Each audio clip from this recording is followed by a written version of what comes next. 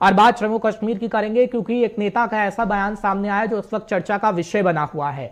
खासतौर पर केंद्रीय मंत्री जितेंद्र सिंह का जिक्र करेंगे और आपको जानकारी देंगे कि उनकी तरफ से पीओके को लेकर एक बात कही गई है और पीओके को लेकर बीजेपी की बड़ी तैयारी है। गुलाम कश्मीर को लेकर केंद्रीय मंत्री का बड़ा बयान सामने आया है जो इस वक्त पाकिस्तान के हिस्से में है। गुलाम जम्मू कश्मीर हासिल करना अगला एजेंडा है, जितेंद्र सिंह की तरफ से कहा गया है और धारा 370 को खत्म करने की क्षमता गुलाम कश्मीर को हासिल करने की है। यानी जितेंद्र सिंह का साफ साफ ये कहना था कि आज तक जो सरकारें नहीं कर पाई, यानी 370 को कोई नहीं हटा पाया, वो बीजेपी ने कर दिखाया और जो इससे रास्ता खुलता है वो जो पाकिस्तान के पास कश्मीर है, पाकिस्तान ऑक्यूपाइड कश्मीर है, उसको हासिल करने का रास्ता है। आपको याद होगा कि केंद्रीय गृह मंत्री अमित शाह ने भी ये कहा था संसद के अंदर कि अब बात पीओके पे होगी और सभी ये बात कहते हुए नजर आए। हालांकि एक बड़ा चेहरा जितेंद्र सिंह, उनकी तरफ से ये बातें कही गई हैं और उन्हीं के बयान को हम कोट कर रहे हैं और आपको बता रहे हैं कि किस तरीके से बीजेपी की अब तैयारी है और आगे आने वाले समय में क्या वाकई ये देखने को मिलेगा, क्योंकि 370 पर इस वक्त कई बातें की जा रही हैं जम्मू कश्मीर के अंदर। अब अलग अलग लोगों के कई बयान देख सकते हैं। पिछले दिनों हमने महबूबा मुफ्ती का बयान आपको सुनवाया कि महबूबा मुफ्ती 370 के लिए कह रहे हैं कि हम किसी भी हद तक जाने को तैयार हैं और 370 अपने लोगों को दिलवा के रहेंगे। अगर कांग्रेस की बात करें तो कांग्रेस ये कह रही है कि हम राज्य का दर्जा जम्मू कश्मीर को दिलवा के रहेंगे। नेशनल कॉन्फ्रेंस भी 370 की बात कर रही है और बीजेपी की तरफ से भी जुबान पर 370 है कि 370 को हटाकर वो काम किया गया जो खासतौर पर जम्मू कश्मीर के अंदर किसी भी सरकार ने नहीं किया। किसी भी सरकार में दम नहीं था इतना करने का, लेकिन बीजेपी ने वो कर दिखाया और अब ये रास्ता खुलता है पीओके को हासिल करने का।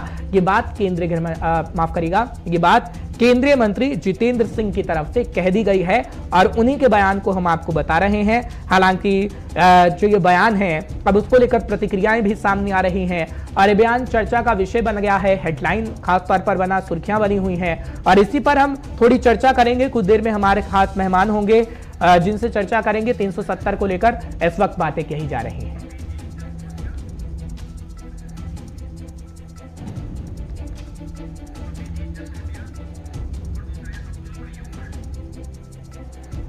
चलिए, दो खास मेहमान हमारे साथ जुड़ गए हैं। नाम मुझे बताया गया है, अभिजीत जसरोटिया साहब हैं, इस वक्त बीजेपी के नेता हैं। सर बहुत बहुत शुक्रिया 5 के पंच में गुलिस्तान न्यूज पर अपना समय देने के लिए। साथ ही साथ अब्दुल कयूम भट्ट साहब हैं, पीडीपी के नेता हैं। सर आपका भी बहुत बहुत शुक्रिया 5 के पंच में अपना समय देने के लिए, आने के लिए गुलिस्तान न्यूज पर। सबसे पहले अभिजीत जी मैं आपके पास ही आ रहा हूं क्योंकि 370 खासतौर पर जुबान से विपक्षी पार्टियों की निकल रहा है जम्मू कश्मीर के अंदर। जो रीजनल पार्टियां हैं वो खासतौर पर कह रही हैं, महबूबा मुफ्ती साहिबा ये कह रही हैं कि 370 हटा के केंद्र ने गलत किया है और 370 के लिए हम लड़ते रहेंगे। पिछले दिनों हमारे साथ एक गेस्ट बैठे थे पीडीपी के, वो भी ये कह रहे थे कि बीजेपी ने को 70 साल लग गए 370 हटाने को, तो हम 370 को बहाल करने के लिए जितना भी समय लगेगा हम वो कोशिश करते रहेंगे।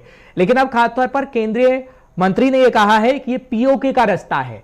क्या वाकई ये पीओके का रास्ता है या आगे आने वाले समय में आपकी तैयारी है चुनाव को लेकर खासतौर पर? देखिए, चुनाव तो देश में आते जाते रहेंगे। भारतीय जनता पार्टी की कथनी और करनी में कभी फर्क नहीं रहता और जब डॉक्टर जितेंद्र सिंह जैसे कद्दावर एक नेता जब ऐसी बात करते हैं तो उनमें बड़ा सीरियसली लेने वाली जरूरत होती है। सबसे पहले भारद्वाज साहब एक चीज को समझने की जरूरत है। जब महाराजा हरि सिंह जी ने इस अर्शवाल रियासत का जो विलय हिंदुस्तान के साथ कराया था तो उनकी जो रियासत की हदें थी वो गिलगित बल्तिस्तान तक थी और कहां तक थी आपको पता। इवन तिब्बत भी उन्हीं का ही पार्ट हुआ करता था जहां पर उन्होंने एक राजा उसे जीतने के बाद वहां पर नियुक्त किया था। तो जब कोई भी किसी के साथ कोई विलय करता है, अगर मैं ही कोई अपनी अगर चीज किसी के साथ विलय कर रहा हूं, अपना घर अगर मैं किसी को दे रहा हूं तो पूरे का पूरा घर के ऊपर हक उसका होता है जिसके साथ विलय किया जाता है। इसी को अगर आप देखें तो टेक्निकली भी ये सारे का सारा जो एरिया है ये हिंदुस्तान का बनता है।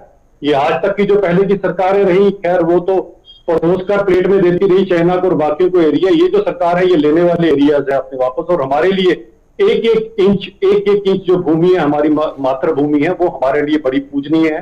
अगर किसी ने षड्यंत्र के चलते हमसे वो भूमि वापस छीन ली हुई है तो उनसे वापस लेना हमारा कर्तव्य और परम कर्तव्य बनता है। आज भी आप देख लीजिए गिलगित बल्तिस्तान के जो लोग हैं वो अपने घर में एक रोटी एक्स्ट्रा बनाते हैं। किस लिए बनाते हैं कि किस दिन हिंदुस्तान की फौज आएगी और हमें पाकिस्तान के जुल्मों सितम से निजात दिलाएगी। तो ये हमारा कर्तव्य बनता है कि हम उस सारे एरिया को अपने साथ मिलाएं, और बहुत जल्दी आप देखेंगे, क्योंकि हमारी कथनी और करनी में कभी फर्क नहीं रहता। तो ये चुनाव तो आते रहेंगे, जाते रहेंगे, लेकिन हमारे जो वादे हैं वो पूरा। मैं चर्चा को आगे बढ़ाऊंगा। ओपनिंग कमेंट ले लेता हूं अब्दुल कयूम साहब से। कयूम साहब, सुन रहे हैं ना आप बीजेपी के नेता क्या कह रहे हैं? 370 को हटाना तो बहुत जरूरी था, और वो सिर्फ बीजेपी कर सकती थी, जो बीजेपी अपना एजेंडा बता भी रही है कि 370 को जब हमने हटाया है तो रास्ते और भी खुलेंगे। जम्मू कश्मीर के अंदर रोजगार का रास्ता खुल रहा है, जम्मू कश्मीर के अंदर लोगों के हक का रास्ता खुल रहा है, जम्मू कश्मीर के अंदर खासतौर पर पीओके का रास्ता खुल रहा है कि पीओके के जो लोग हैं, जो हमारी जमीन है पाकिस्तान के पास है, वो हमारी होगी। और ये बात तो संसद के अंदर खुद कह चुके हैं केंद्रीय गृह मंत्री अमित शाह। तो इससे दिक्कत क्या है खासतौर पर? देखो भाई साहब, मैं आपको एक चीज बताऊं, ये दावे कर रहे हैं कि पीएम को कि हम वापस लेंगे। देखो, कश्मीरियों को कमजोर करने का इनका एक ही एजेंडा है। अगर ये कश्मीरियों को और कश्मीरी इनके साथ मिलेंगे तो हम ताकतवर बनेंगे कि नहीं बनेंगे, ये वो कतल नहीं करेंगे। ऐसे ही झूठ का पुलादा करते हैं ताकि इस वक्त इनके इलेक्शन का जो ये मौसम है, इस मौसम में इनका जो मसला है वो ये जो करते हैं आपस में, इसको शोषा बनाते हैं। लोग जो अनपढ़ लोग हैं, बेवकूफ लोग हैं, इसे इनकी झांसे में आने की बात है। अगर ये बहुत बड़ी बात करना चाहते हैं, वो तो हमने पहले भी देखा, उसके बाद कैसे मसला हुआ, कैसे उनको जो एक हमारा पायलट वापस आ गया चाय पी के। हमें ये मसला नहीं, अगर भाइयों के साथ हमें मिलाया जाएगा तो हमें उसमें कोई मसला नहीं, हम और ताकतवर हो जाएंगे। बाकी हो गई बेरोजगारी की बात।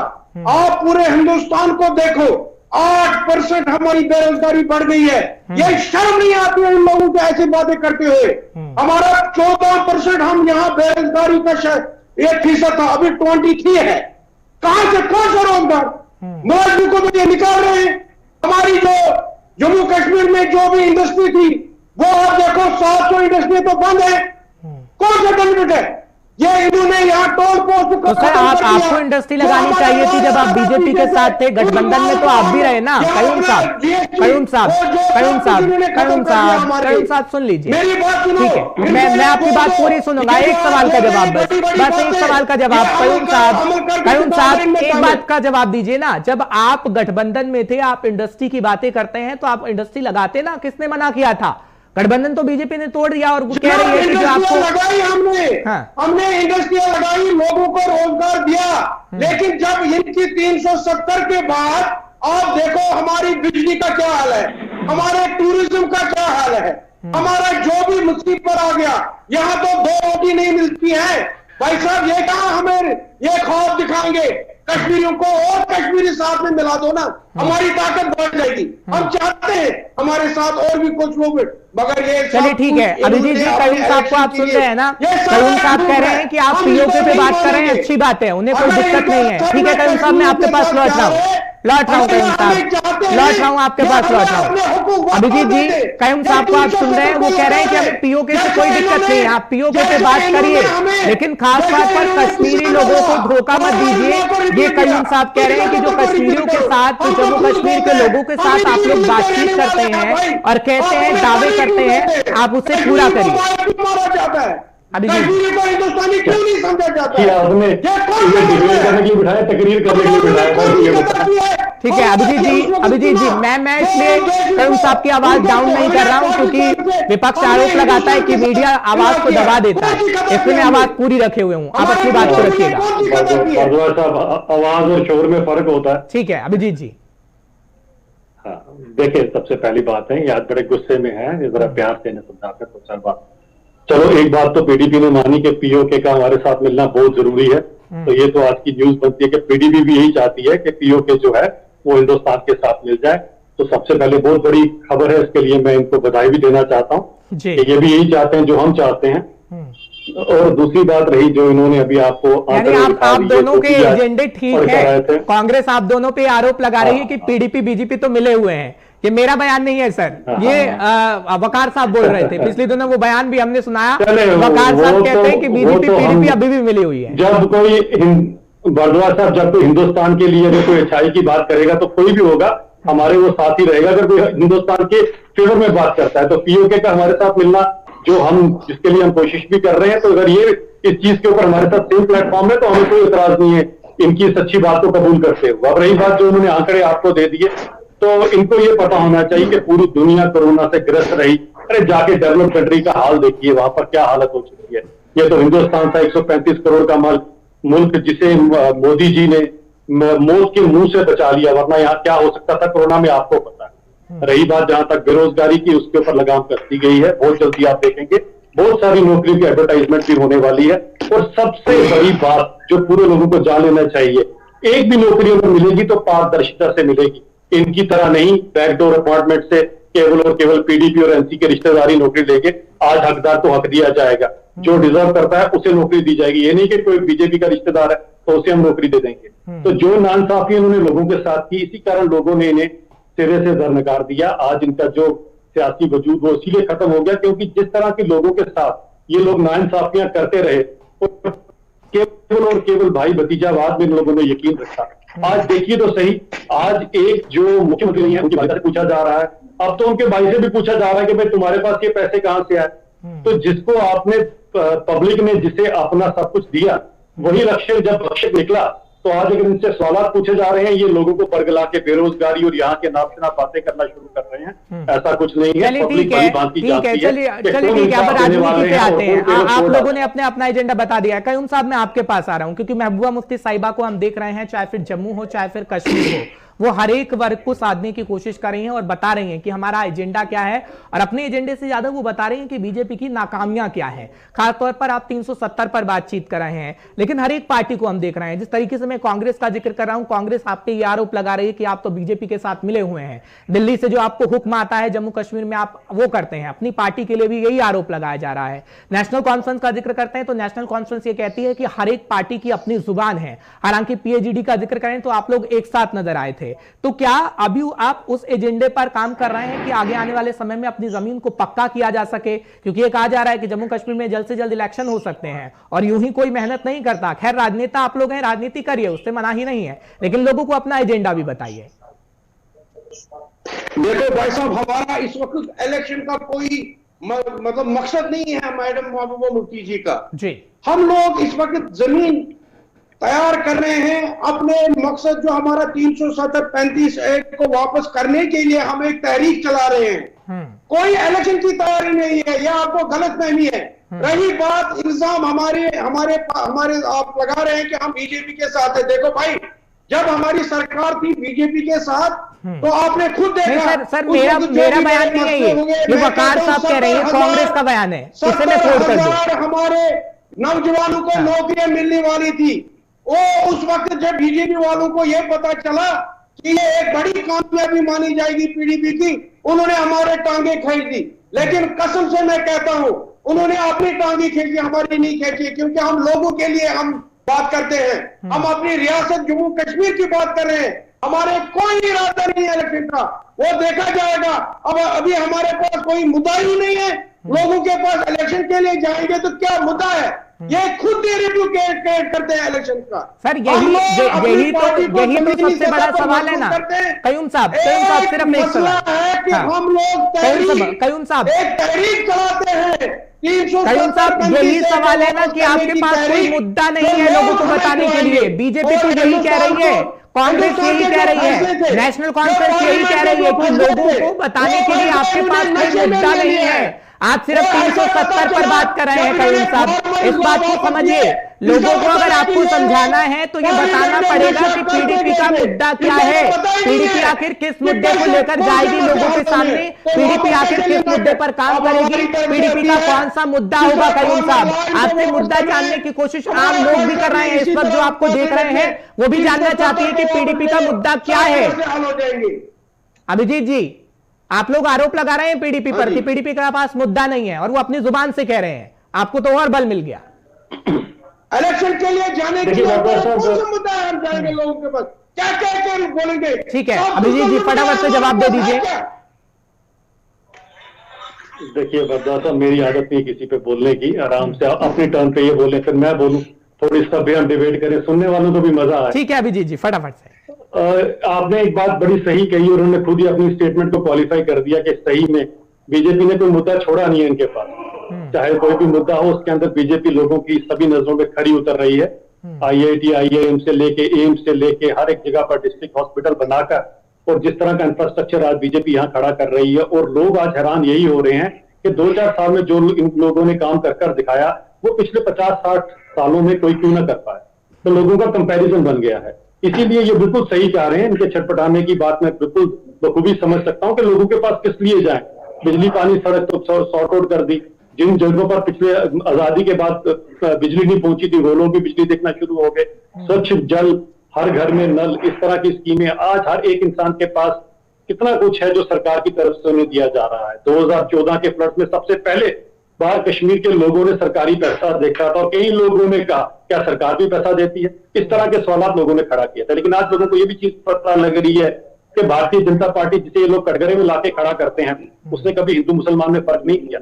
अगर पैसे आते हैं किसी भी स्कीम के, वो हिंदू के अकाउंट में भी जाते हैं, मुसलमान के अकाउंट में भी जाते हैं। इसीलिए यहां से पता लगता है कि भारतीय जनता पार्टी जो है, ठीक है। लेकिन अभिजीत जी ठीक है, इससे अलग मैं ये बात करूं अभिजीत जी, तो आप पे ये आरोप बीजेपी पर लगते रहे कि जम्मू पे कहीं ना कहीं ठीक है आप मजबूत स्थिति में, लेकिन कश्मीर में आप कमजोर स्थिति में हैं। और पीडीपी अध्यक्ष महबूबा मुफ्ती जो पीडीपी सुप्रीमो हैं, वो कहीं ना कहीं जो कश्मीर के लोगों की खासतौर पर बातचीत करती हैं, उससे ये लग रहा है कि पीडीपी के खेमे में कश्मीर के लोग इस वक्त जा रहे हैं।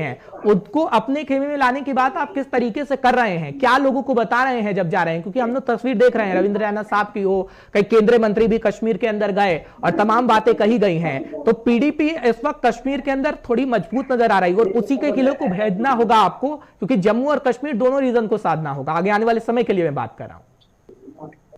बरदार साहब, एक चीज आप देखिए, जो इस बार 3 कमल डीडीसी के चुनावों में वहां पर खिले हैं, वो सबसे बड़ी बात है। इन सबको उसी से सबक लेना चाहिए। ऐसा नहीं है कि लोग भाजपा को वहां एक्सेप्ट नहीं करते। सबसे बड़ी बात है इनकी राजनीति जो है वो किसी और तरह की, और हमारी राजनीति सच्चाई पे बेस्ड है। हम सच की बात करेंगे, ये तो लोगों को आज बरगला रहे हैं। सबसे बड़ी बात देखिए, 370-35 की बात करते हैं, ये भी भली बात ही जानते हैं ये गड़ा हुआ मुर्दा है जो अब नहीं उखड़ेगा और ना ही बाहर आएगा। लेकिन इनके पास यही बात है करने के लिए।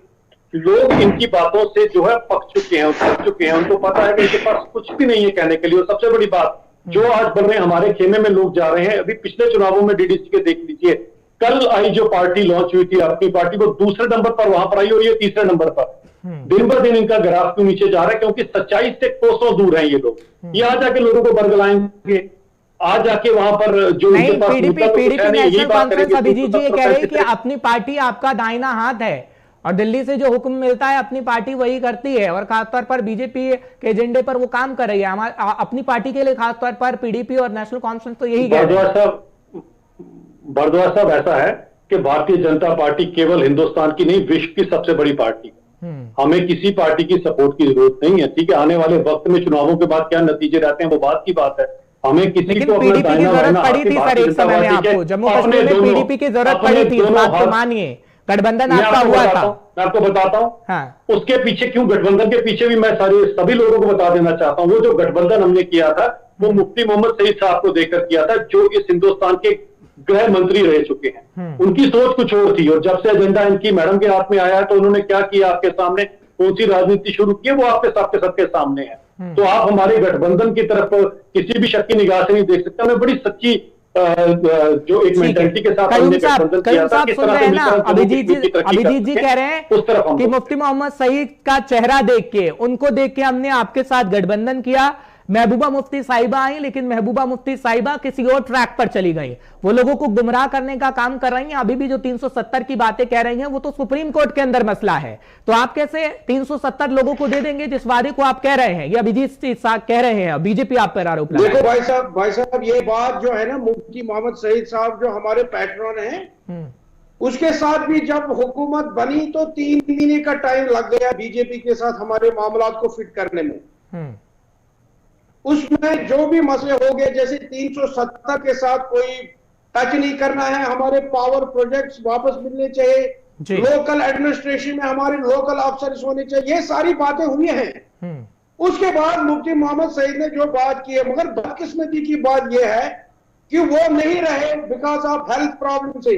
उसके बाद मैडम जी ने हुकूमत संभाली, 3 महीने तक इन्होंने क्या किया, नहीं हुकूमत बनी, ये मुद्दे रहे आपस में जो हमारा मतलब बीच में बात चली, और किसी जगह हम एग्री हो गए, बीजेपी वाले भी एग्री हो गए कि 370 के साथ मतलब कुछ हम नहीं करेंगे, हुकूमत को जाने देंगे, सेक्युलर सिस्टम को लागू करेंगे। इसी बात पर मैडम महबूबा जी ने बात की। और आपको ये भी मैं बताता चलूं, उस वक्त जैसे भी बार्गेनिंग इन्होंने शुरू की थी, जैसे इन्होंने नेशनल कॉन्फ्रेंस के साथ बात चला रही थी, दूसरी तरफ से आपको पता है दूसरे बात चल रही थी। मैडम जी ने उस वक्त ये फैसला किया लोगों के लिए। यहाँ हमारी बीजेपी हिंदुस्तान की एक बहुत बड़ी जमात है। जैसे वाजपेयी के साथ हमने बात की थी, इसी तरह हमारे मोदी जी हमारे प्राइम मिनिस्टर है, वो हमारे मसले कश्मीर पर बात करेंगे, हमसायों के साथ बात करेंगे और लोगों की बात करेंगे। लेकिन बदकिस्मती की बात है, इन्होंने अपने खुद ही ट्रैक से ये अलग हो गए। इनके पीछे 70 साल का जो इनका अपना एजेंडा था जी, उसी को इन्होंने इंप्लीमेंट करा था। आरएसएस के एजेंडे को इन्होंने अपनाना था। हम लोग इसमें कुछ नहीं कर सके। बाद में यही वजह हो गई कि हम अलग हो गए। जब ठीक है, लेकिन सर अब आप कैसे बता रहे हैं कि अब हम 370 पर कर सकेंगे? मुझे इनके साथ कोई लड़ाई नहीं है। हाँ। एक लड़ाई है, बीजेपी सबसे बड़ी पार्टी है जम्मू कश्मीर को छोड़कर हिंदुस्तान को। लेकिन आज आप देख रहे हैं इनका ग्राफ नीचे जा रहा है भाई साहब। आप देखो आज ये वो बड़ी पार्टी नहीं है। 30% 35% इनको पूरे हिंदुस्तान में वोट मिले हैं। लेकिन हम इनको मानते हैं कि हमारे जब हमारे इलेक्शन हो गए जम्मू कश्मीर में, डीडीसी के इलेक्शन हो गए, उस वक्त इन्होंने देखा अपना हाल क्या हो गया। 70% हमारे पीएचडी में जो हमारे वोट पड़ गए। इसका मतलब यही नहीं है कि जो लोगों की बातें हमारे साथ है, हम रियली हम लोगों की रिप्रेजेंटेशन करते हैं। जो 370-35 को वापस मानते हैं, उस चीज को ये क्यों नहीं देखते? अब ये नैरेटिव क्रिएट करते हैं कि हम स्टेट लाएंगे। वो कौन सा मसला है? स्टेट एक बहुत बड़ी स्टेट, जम्मू कश्मीर एक अलग में एक मुल्क था, उन्होंने इलाहा किया हिंदुस्तान के साथ और हमें कुछ रियायतें मिली। जब वो रियायतें इन्होंने ले ली तो आप ये चाहते हैं कि कयूम साहब एक सवाल का जवाब दीजिए। आपने अभी ये बात कही कि 370 हटा तो हम कुछ नहीं कर पाए, लेकिन अब किस बात की गारंटी आप दे रहे हैं लोगों को कि 370 हम लोगों को देंगे? मेरा सर सीधा सवाल है कि आप ये कह रहे हैं कि 370 को लेकर हम कुछ नहीं कर पाए, तो अब आप कैसे विश्वास दिला रहे हैं जम्मू कश्मीर के लोगों को कि 370 हम वापस देंगे? बस इतना सा सवाल का जवाब। देखो भाई, ये सारे दो मतलब जो हम कहते हैं, एक मसला है तहरीक चलाते हैं हम जम्मू कश्मीर में। ये कश्मीर की बात नहीं, हम जम्मू में जाते हैं, पुंछ में, रजौरी में, आप देखो मैडम हर जगह जाती है। ये हम लोगों को अच्छे जो सोशल एक्टिविस्ट हैं वो सब लोग हमारे साथ जुड़ते हैं। ये तहरीक को बनाने के लिए कुछ देर तो हमें लगेगा। 70 साल के एजेंडे को इनके खिलाफ ठीक है, आपके हर एक नेता यही कह रहे हैं कि कुछ वक्त तो हमें लगेगा। बीजेपी ने 70 साल इंतजार किया 370 को हटाने के लिए, तो आपको भी कुछ इंतजार करना होगा। अभिजीत जी, पीडीपी दावा कर रही कुछ समय हमें लगेगा, लेकिन जम्मू कश्मीर के लोगों को 370 दे देंगे। हालांकि मसला 370 सुप्रीम कोर्ट के अंदर है। जवाब दीजिएगा उनके सवालों का। हम कोई भीख नहीं मांगते।